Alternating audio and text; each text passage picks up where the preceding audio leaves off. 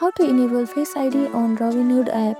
If you want to have some privacy on Robinhood app and want to enable Face ID, then follow this instruction. First, make sure that you have downloaded Robinhood app on your phone.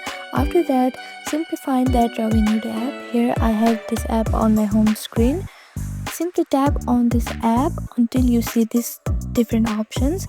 Here you can see different options like edit home screen, share app, require Face ID and remove app. Now to enable Face ID, click on this require Face ID option. Now it is going to ask again if you want to enable Face ID. I'm simply clicking on this require Face ID option.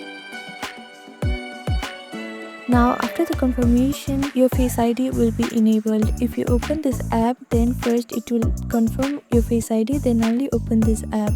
So this is how you can enable Face ID on Robinhood app. Thank you for watching this video. Please do not forget to like, share and subscribe to our channel and comment down below if you have any other queries. Thank you.